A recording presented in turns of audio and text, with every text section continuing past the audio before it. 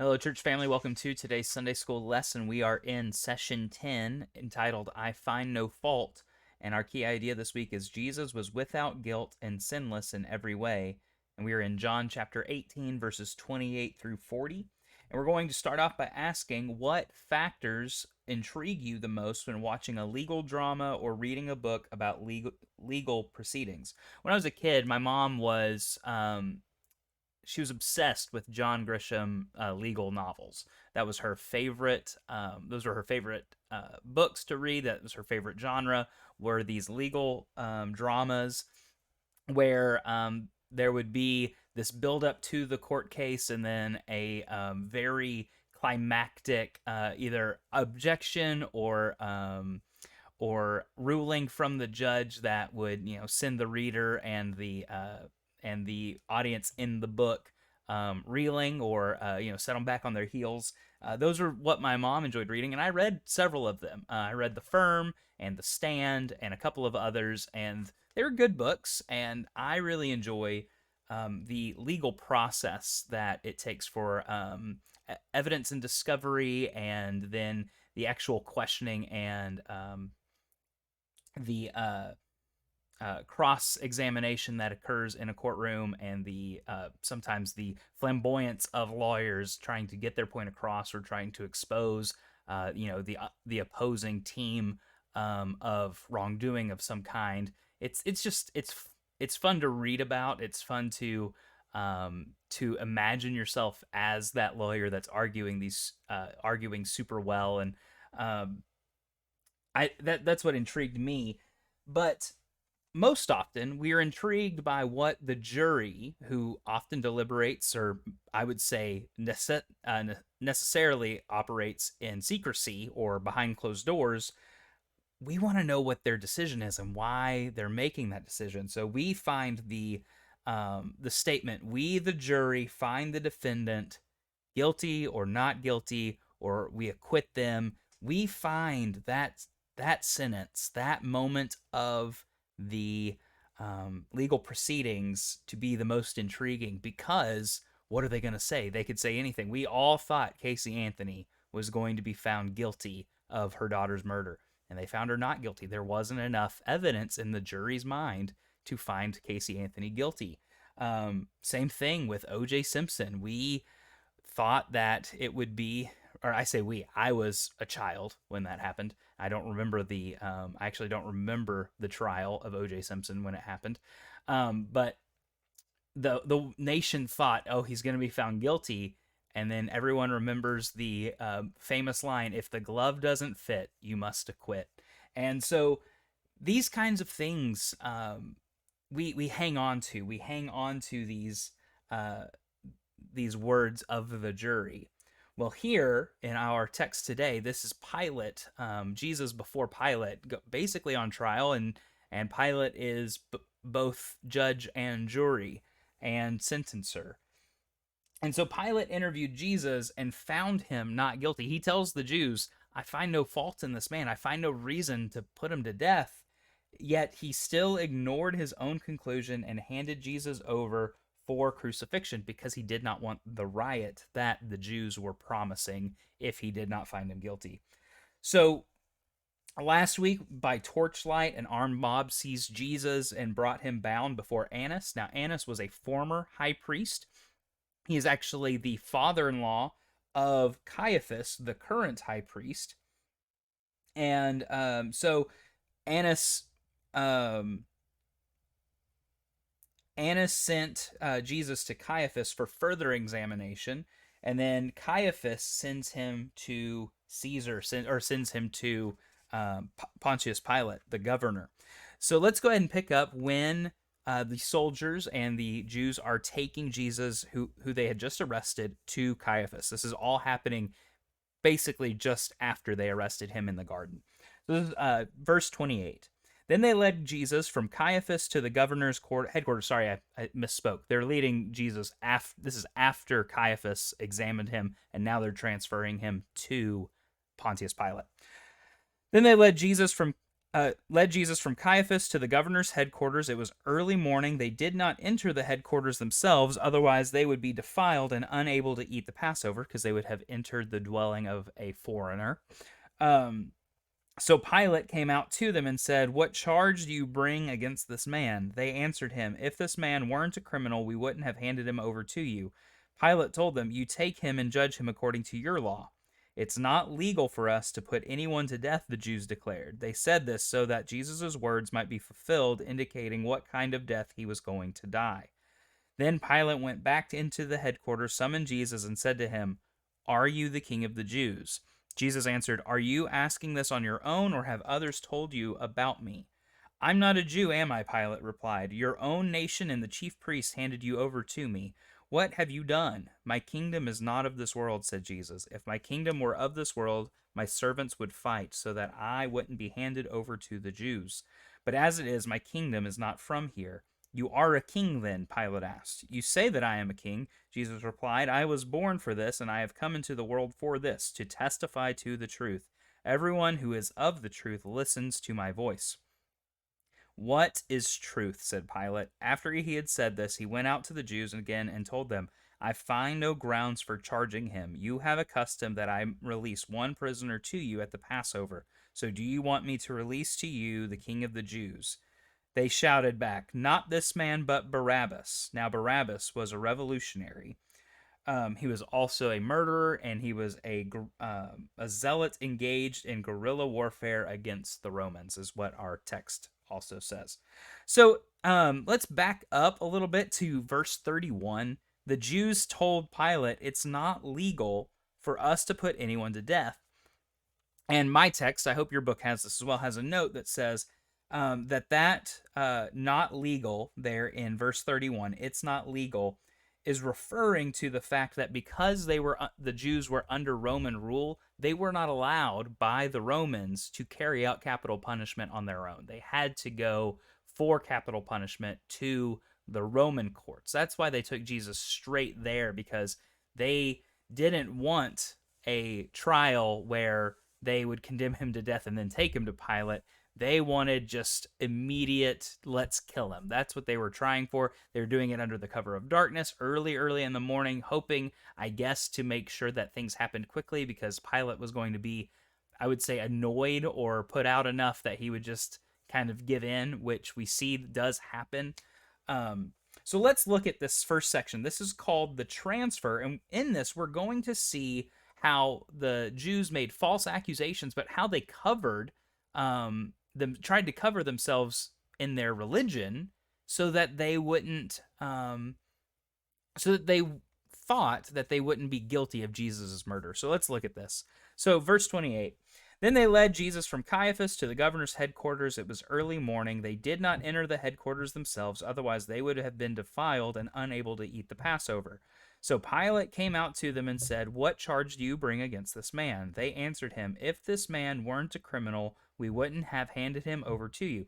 Now see, they haven't yet decided, or they haven't yet proven that Jesus is a criminal. They've just arrested him because they think he's a criminal, but they haven't actually done anything to prove that he's broken any laws, committed any crime.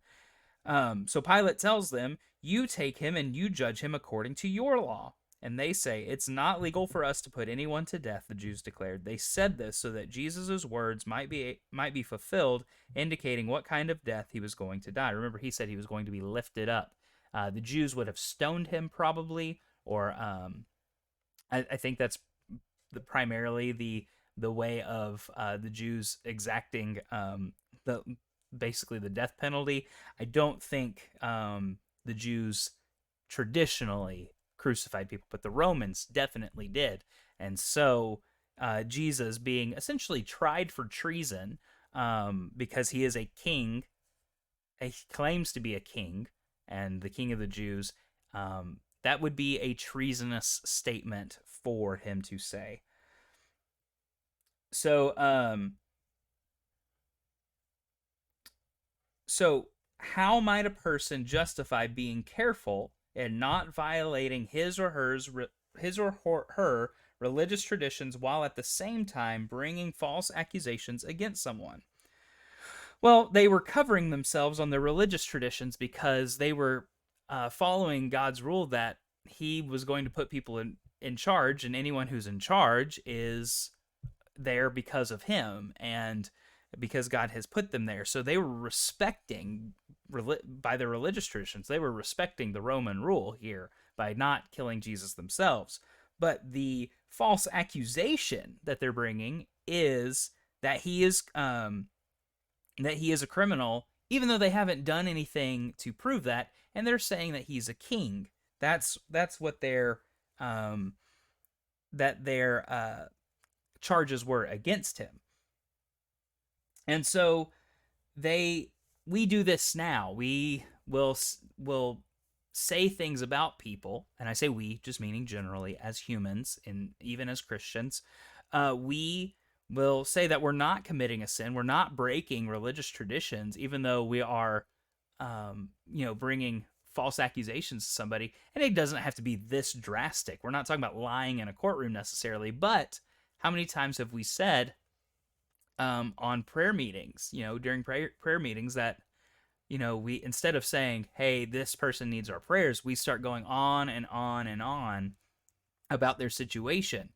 At which point, it's no longer a prayer request, but it's gossip. And we are not just discussing their need for prayer, but we're discussing exactly what they have done and letting opinions be formed by that. So why would the Jewish leaders be so eager to be rid of Jesus? Why are they trying to kill him so quickly that they're going to skip a trial? They're going to skip the legal proceedings that they would need to have for any other Jew. Well, they were scared for their way of life because the things Jesus was preaching, the things that Jesus was telling and teaching the people were flipping the paradigm. It was a paradigm shifting sermon, you could say, because he was teaching that the way of life, the rule of the Pharisees, the rule of law was not abolished, but it was finished. It was made perfect in him.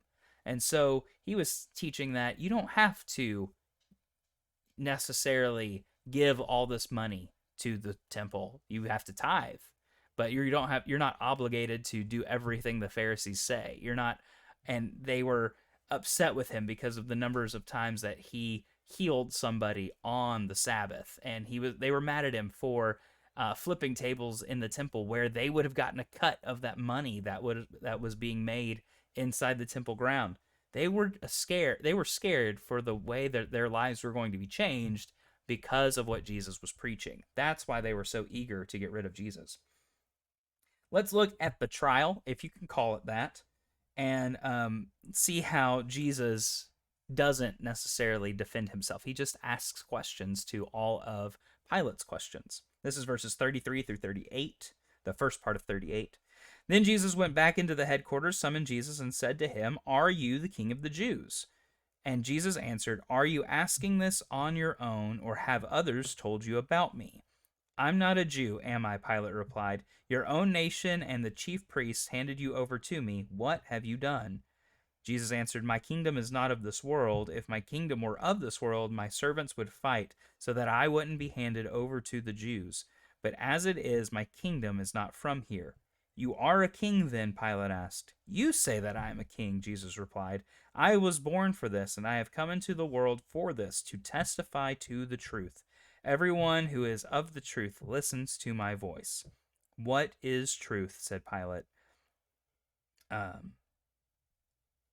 And so we see here that because of this, we as believers can proclaim that Jesus is without guilt, because he never did claim to be king of the Jews. He said that that's what the high priests were saying. That's what Pilate was saying about him, that he was calling himself king of the Jews. They were calling him king. Jesus is saying, I'm innocent in this. And Jesus was innocent in this. He was without guilt. So how did Jesus' response to Pilate point to his innocence? He says, "My kingdom is not of this world." Verse 36, If my kingdom were of this world, my servants would fight so that I would be handed over to the so that I wouldn't be handed over to the Jews. But as it is, my kingdom is not from here. He's saying, I'm king of the universe. I never said that I was king of the Jews, that I was coming to cause a riot, causing an upheaval, causing a revolution. That's what I'm being accused of. That's not what I'm here for. And so he's innocent in the charges that the Jews are bringing against him. And finally, the trade. This is the trade for Jesus for Barabbas. And this is 38 through 40. After he had said this, he went out to the Jews again and told them, I find no grounds for charging him. You have a custom that I release one prisoner to you at the Passover. So do you want me to release to you the king of the Jews? They shouted back, not this man, but Barabbas. Now Barabbas was a revolutionary. So how should we characterize Pilate's attempt to release Jesus? It was a half-hearted attempt at righting a wrong. It was a half-hearted attempt at making sure that an innocent man didn't die. But I say it's half-hearted because instead of doing anything else, he washed his hands. And we see that in other accounts of the crucifixion. And then he still ended up giving Barabbas, a man who had murdered Romans, a man who had murdered, I'm assuming, also loyal Jews who were loyal to the Roman rule. And he released him to him. So I would say that Pilate's actions here could be characterized as a half-hearted attempt at doing the right thing, and he was not successful in his half-heartedness. And so why were the people so easily swayed to follow the Jewish leaders? Well, they had been listening to the Jewish leaders for a long time, their whole lives, and their parents' whole lives, and they took these men's word as law. The Pharisees were well liked. They were not disliked by the people, and so they hear these popular men saying, no, this is what we want. And so mob mentality is, you listen to the loud voices, you listen to the ones that you typically will align with, and you go along with them. And so that's what happened, was this mob mentality, and they were so easily swayed by the Jewish officials and leaders. So I hope that this is encouraging to you, that you can believe and know that Jesus is without guilt and without fault and without sin in every way, that he is innocent of the charges, that he never sinned, and he is perfect. And that is why he is our Savior. And that is why he was the only one worthy to be our Savior, besides being God in the flesh. He was completely sinless, and something that none of us can do. So thank you for being with me today. I look forward to worshiping with you very soon. Bye-bye.